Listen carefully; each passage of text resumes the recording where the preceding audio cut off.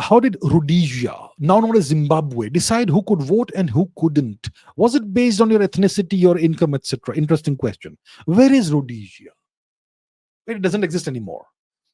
But it does exist. The region exists, but now it's called something else. Like Amisha says, it's called Zimbabwe. Where is Zimbabwe? Let's find out. Indians would be somewhat familiar with Zimbabwe because of the sport of cricket, because there's a Zimbabwe cricket team, which used to be good in the past. It's not so good anymore. So if we are in India, we go westwards, and here we have Zimbabwe, which is to the north of South Africa, and to the east of Botswana, and to the west of Mozambique. That is where we have Zimbabwe. The capital is Harare. So this region, this country was in the 20th century until what, the 1970s, late 70s. You can look up when it happened. Until then, it was called Rhodesia. It was named after the great barbarian Cecil Rhodes, on whose name you have these fellowships, Rhodes fellowships, that Indians still enjoy sometimes. So that is what Rhodesia used to be. Okay. And who ruled Rhodesia? English-speaking people. A small number of white people ruled the country. And who were the subjects? The black people, who did not have too many rights. So what was the deal? Did Rhodesia have universal adult suffrage? Did they allow everyone to vote? Or did they restrict who could vote?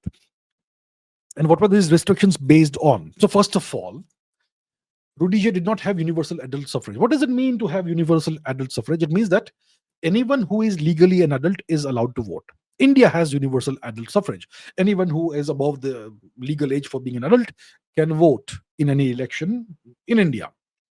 In Rhodesia, you did not have that. So the vote in Rhodesia, the right to vote in Rhodesia was restricted.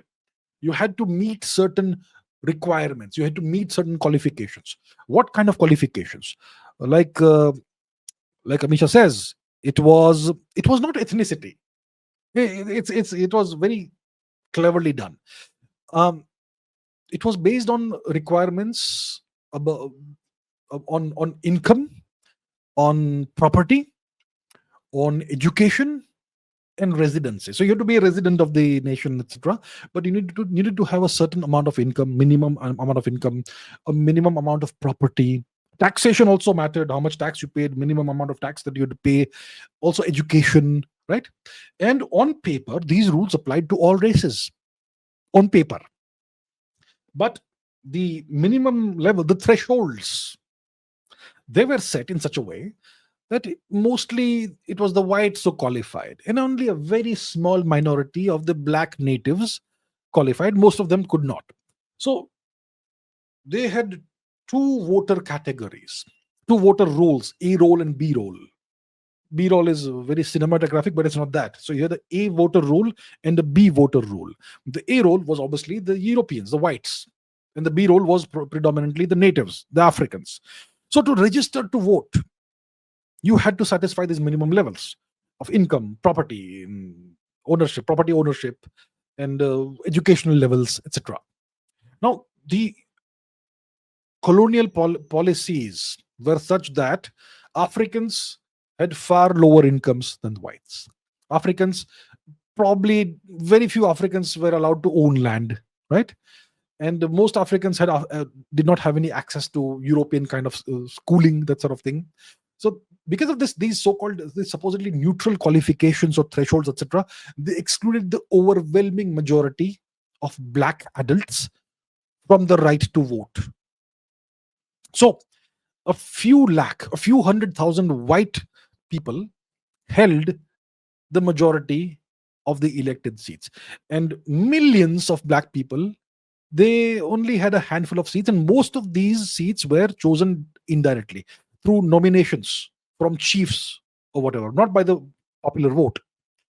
So the theory and practice were very different. In theory, anybody meeting these criteria was allowed to vote, but in practice, these criteria were designed and maintained in such a way that they preserved white dominance in a black majority country.